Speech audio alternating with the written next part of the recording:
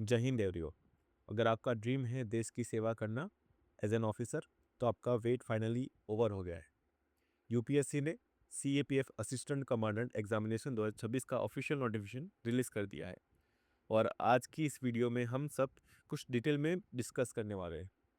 यहाँ पे काफ़ी सारी इंपॉर्टेंट डेट्स हैं और इसके अलावा वैकेंसी कितनी निकली है, एलिजिबिलिटी क्राइटेरिया क्या है, सिलेक्शन प्रोसीजर क्या है, और कुछ अगर कुछ इंपॉर्टेंट होगा तो वो भी हम एक बार देख लेंगे। तो अगर सबसे पहले हम नोटिफिकेशन की बात करें, तो आज 20 फरवरी 2026 को ये नोटिफिकेशन जारी हुआ है और आज से इसके एप्लीकेशन स्टार्ट हो रहे हैं। और ये ख़त्म होने वाले 12 मार्च को शाम को 6 बजे। तो उससे पहले आप नोटिफिकेशन पढ़ लेना। और इसके अंदर ये एक प्राविधान रखा गया है कि एक प्रोविज़न है कि बेसिकली अगर आप जितनी जल्दी भरोगे उतनी ही वैसे ही आपको मतलब आपकी जो एग्जामिनेशन के सेंटर्स है वो प्रोवाइड किए जाएंगे। मतलब फर्स्ट जो पहले फिल करेगा तो उसके प्रेफरेंस में जो पहला होगा उसको वैसा सेंटर्स मिलेगा फॉर एग्जामिनेशन। तो आप जितना जल्दी करेंगे तो उतनी अच्छी बात है। सेकंड, यहाँ पे टोटल वैकेंसी जो इस बार हमको देखने को मिलती है वो 349 है। ठीक है, यहाँ पे 349 के अंदर यहाँ पे 5 जो आपकी पैरामिलिट्री से बीएसएफ है, सीआरपीएफ है, सीआईएसएफ है, आईटीबीपी है और एसएसबी है। इसके अंदर 349 आपको डिफरेंट डिफरेंट वैकेंसीज देखने को मिलती है। अब अगर हम बात करें कि UPSC CAPF assistant commandant as an exam के थ्रू आप कैसे ऑफिसर बनेंगे, तो it is a group A officer. जो क्लास 1 ऑफिसर होता है उसके अंदर ग्रुप ए आता है, तो उसके अंदर एक गजेटेड ऑफिसर आता है। और इसके अंदर आपको जो रोल मिलने वाला है वो कंपनी कमांडर का रोल मिलेगा। बेसिकली आप 130 से ज़्यादा लोगों को आप कमांड करेंगे वहाँ पे। यहाँ पे वैकेंसी की बात करें तो सबसे ज़्यादा वैकेंसी यहाँ पे बीएसएफ के अंदर देखने को मिलती है 108, सीआरपीएफ के अंदर 106 है, सीआईएसएफ के अंदर 70 है, एसएसबी के अंदर 53 है और आईटीबीपी के अंदर 12 है। और यहाँ पे 10% रिजर्वेशन भी दिया गया है एक्स सर्विसमैन को, तो वो आप देख के चलना। एलिजिबिलिटी क्राइटेरिया की बात करें तो यहाँ पे 20 से 25 साल के जितने भी नौजवान हैं सारे के सारे अप्लाई कर सकते हैं। अगर एलिजिबिलिटी के अंदर बर्थ डेट की बात करें तो कहाँ से कहाँ तक ये 20 से 25 साल वैलिड गिनाएंगे, तो 2 अगस्त 2001 से लेके जो 1 अगस्त 2006 तक, इन दोनों के बीच में जो भी लोग पैदा हुआ है ना, जिनका भी बर्थ इन दोनों के बीच में हुआ है, इन दोनों डेट्स के बीच में, तो वो एलिजिबल कैंडिडेट्स है। इसके अलावा यहाँ पे जो भी आपके एससी एसटी कैंडिडेट होते हैं तो उनके लिए अलग से 5 इयर्स एक्सटेंशन मिलता है उनको। इसके अलावा ओबीसी कैंडिडेट के लिए 3 इयर्स का एक्सटेंशन है। और आपका जो सिविल सर्वेंट है ऑलरेडी जिन्होंने मिनिमम 3 साल की सर्विस की है उनके लिए भी 5 इयर्स का एक्सटेंशन है। इसके अलावा जो एक्स सर्विसमैन होते हैं उनके लिए भी 5 इयर्स का एक्सटेंशन दिया गया है। एजुकेशन या कि क्वालिफिकेशन की बात करते हैं, यहाँ पे कोई भी डिग्री चल जाती है, चाहे वो आपने आर्ट्स से की हो, कॉमर्स से की हो, साइंस से की हो, बीटेक हो, बीई हो, है ना, कोई भी डिग्री आप अप्लाई कर सकते हो आपने कोई भी क्वालिफिकेशन ग्रेजुएशन किया है तो। अगर आप मान लो फाइनल ईयर में हो, है ना, if you are appearing student in the final year, तो फिर भी आप भी एलिजिबल हो। लेकिन आपको जब आप फर्स्ट एग्जाम क्लियर कर दोगे, स्टेज 1 क्लियर कर दोगे, स्टेज 2 क्लियर कर दोगे, और जब आपका इंटरव्यू पोर्शन आएगा, है ना, तो आपको इंटरव्यू और डीएफ स्टेज के अंदर आपको बेसिकली प्रूफ ऑफ पासिंग दिखाना पड़ता है। मतलब एक एफिडेविट होता है जो आपको डीन के साथ साइन करवाना पड़ता है कि आपने एग्ज़ाम दे दी है और आप गारंटी के साथ इस बार आप पास हो जाओगे। तो ये आपको ध्यान रखना है कि लास्ट ईयर कैंडिडेट भी ये एग्ज़ाम दे पाएंगे। इसके अलावा सिलेक्शन प्रोसीजर मैंने पहली वाली वीडियो में ऑलरेडी बता चुका था, जिसमें 3 स्टेज आते हैं। जिसमें पहला स्टेज है रिटर्न स्टेज, जो आपका जिसके अंदर 2 पेपर आते हैं, पेपर 1 और आपका पेपर 2, जो 19 जुलाई 2026 को होने वाला है। जिसके मार्क्स मेरिट में काउंट हो गए। यहाँ पे स्टेज 1 और स्टेज 3 दोनों के मार्क्स काउंट होने वाले हैं। तो टोटल यहाँ पे पेपर 1 के 250 मार्क्स होते हैं और पेपर 2 के 200, तो टोटल 450 मार्क्स का स्टेज 1 रहता है। और आपका जो लास्ट स्टेज है वो 150 मार्क्स का है, तो टोटल 600 मार्क की आपकी जो ये एग्ज़ाम है उसमें मेरिट आपका बनेगा। जो आपका स्टेज 2 है वो आपका फिजिकल और मेडिकल टेस्ट है, जिसके अंदर पीईटी, पीएसटी और एमएसटी होता है। जिसके अंदर आपका मतलब बेसिकली फिजिकल टेस्ट होता है, तो वो हम देखते हैं कौन से आपके रनिंग मतलब फिजिकल टेस्ट लिए जाते हैं। तो अगर पेपर 1 की बात करें, पेपर 1 के अंदर आपका इस पेपर का नाम है general ability and intelligence test. तो जनरल एबिलिटी मतलब जो आपका जीके वाला पोर्शन रहने वाला है, जिसके अंदर आपकी करंट अफेयर्स आ जाएंगे, साइंस आ जाएगा, आपका इंडियन पॉलिटी एंड इकोनॉमिक्स आ जाएगा, हिस्ट्री आ जाएगा, ज्योग्राफी आ जाएगा। ये सारे पोर्शन आपके रहने वाले हैं। इसके अलावा जो इंटेलिजेंस वाला पोर्शन है जिसके अंदर आपका जनरल मेंटल एबिलिटी आने वाला है, जिसके अंदर मैथ्स और रीजनिंग के क्वेश्चन आते हैं। इसका जो प्रॉपर एनालिसिस है वो मैंने पहले वाली वीडियो में ऑलरेडी कर चुका हूँ। अभी जो रूल्स आपको देखने इंपॉर्टेंट है कि जो 125 क्वेश्चन होने वाले हैं, हर एक क्वेश्चन आपका 2 मार्क्स का होगा। टोटल मार्क्स आपको 250 मिलेंगे और ये पेपर 2 घंटे का रहने वाला है और एक ही दिन में आपके दोनों का दोनों पेपर हो जाने वाले हैं। तो सुबह 10 से 12 में पहला पेपर हो जाएगा एमसीक्यू बेस्ड, और सेकंड जो आपका पेपर होगा वो पेपर 2 रहेगा। यहाँ पे पर क्वेश्चन आपको 2 मार्क्स की, मतलब आपको 2 मार्क्स पे लेंगे, और यहाँ पे नेगेटिव मार्किंग भी रहती है 1/3, जो होता है -0.33 मार्क्स, है ना। तो आपको ये बात ध्यान रखनी है। पेपर 2 आपका होगा 2 से 5 के बीच में, और ये आपका basically general studies assess and comprehension का पार्ट है।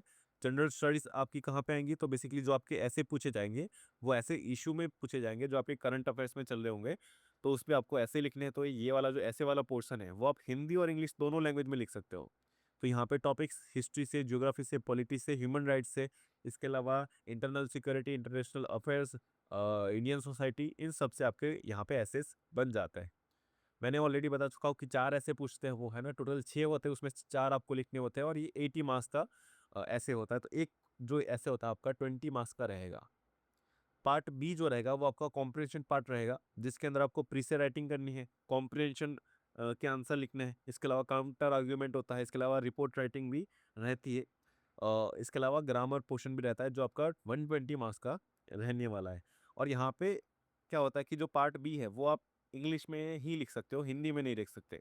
जो ये पार्ट ए था, जो ऐसे वाला पोर्शन है, वो आप हिंदी में और इंग्लिश में दोनों में लिख सकते हैं, लेकिन जो पार्ट बी है वो इंग्लिश ओनली है। तो ये बात ध्यान रखना कि जो कॉम्प्रिहेंशन वाला पार्ट है वहाँ पे सिर्फ आप इंग्लिश में ही लिखोगे, नहीं तो आपको मार्क्स नहीं मिलेंगे। ये पेपर 200 मार्क्स का होता है, और यहाँ पे स्कोरिंग करना थोड़ा सा मुश्किल रह जाता है, क्योंकि जब भी रिटन पोर्शन आता है या तो आपको राइटिंग पोर्शन आता है तो आपको फुल मार्क्स कभी भी नहीं मिलते हैं।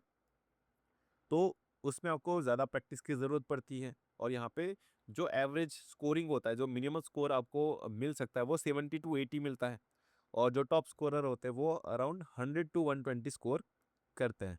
तो आपको भी इसी के बीच में आपको स्कोर करने का मतलब ट्राई करना चाहिए, और मेहनत करिए, तो आपको पेपर 2 भी आसानी से क्लियर हो जाएगा। आसानी से तो नहीं, लेकिन आपको थोड़ी बहुत मेहनत तो करनी पड़ेगी। फिर आपका स्टेज 2 आता है, जिसके अंदर आपको पीईटी, फिजिकल एफिशिएंसी टेस्ट आता है, जिसमें मेंस के लिए सबसे पहला जो स्टेज होगा वो होगा आपका 100 मीटर रेस होता है, जो आपको 16 सेकंड में कंप्लीट करना रहता है, और वुमेंस के लिए वो 18 सेकंड है। फिर आपका 800 मीटर रेस होता है, जो आपका लॉन्ग रन है, जो आपको 3 मिनट 45 सेकंड के अंदर आपको कंप्लीट करना रहेगा। वुमेंस के लिए वही सेम टाइम आपका क्या है, 4 मिनट 45 सेकंड रहेगा। फिर इसके वाला लॉन्ग जंप आता है। अभी लॉन्ग जंप में आपको ध्यान रखना है कि यहाँ पे अब जब आप जंप करते हो ना रनिंग के बाद, है ना, एक रनअप के बाद जब आपका जंप होता है लॉन्ग जंप के लिए, तो अगर आप वाइट लाइन को टच करोगे तो यू विल बी डिस्क्वालीफाइड। तो यहाँ पे आपको ध्यान रखना, आपको 3 चांस मिलने वाले हैं, तो तीनों चांस में आपको वाइट लाइन को टच नहीं करना है। यहाँ पे जो डिस्टेंस है वो 3.5 मीटर है, और गर्ल्स के लिए, वुमेंस के लिए है वो 3 मीटर्स का डिस्टेंस रहने वाला है। इसके अलावा यहाँ पे हाई जंप नहीं होता है। यहाँ पे शॉर्ट पुट आपको करना है कि 7.25 to 6 किलो का आपको शॉर्ट पुट मिल जाएगा, और उसका डिस्टेंस जो है वो आपका 4.5 मीटर तक आपको उसको फेंकना रहेगा।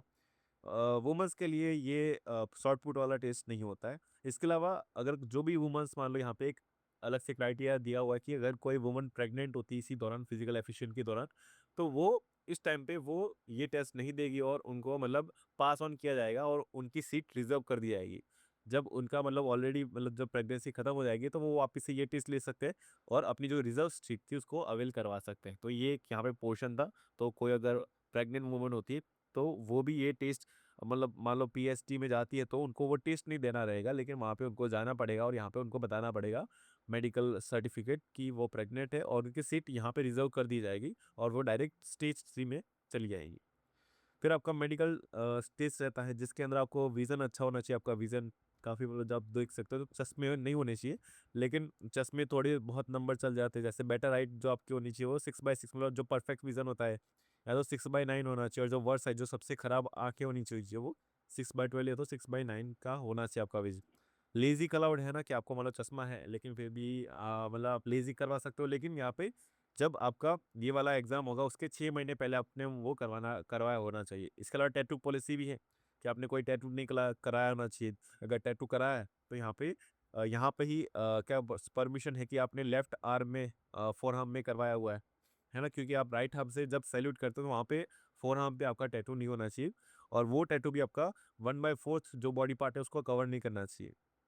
तो यहाँ पे राइट हैंड पे कोई भी टैटू नहीं होता, क्योंकि यहाँ से इसी से राइट हैंड से हम सैल्यूट करते हैं। ये जो है, मैंने ऑलरेडी बता चुका हूँ कि इसकी जो एग्जामिनेशन की एप्लीकेशन है वो आज से स्टार्ट हो चुकी है, और ये 12 मार्च 2026 तक चलने वाली है, शाम को 6 बजे तक। तो ये आप मैं तो बोलता हूँ कि आप जल्दी, जितना जल्दी हो सके उतना फॉर्म फिल कर दीजिए। ज़्यादा देर मत कीजिए, ताकि आपको सेंटर आपके मनपसंद जगह में, मतलब पास में ही मिल जाए, आपको कहीं दूर जाने की ज़रूरत ना पड़े।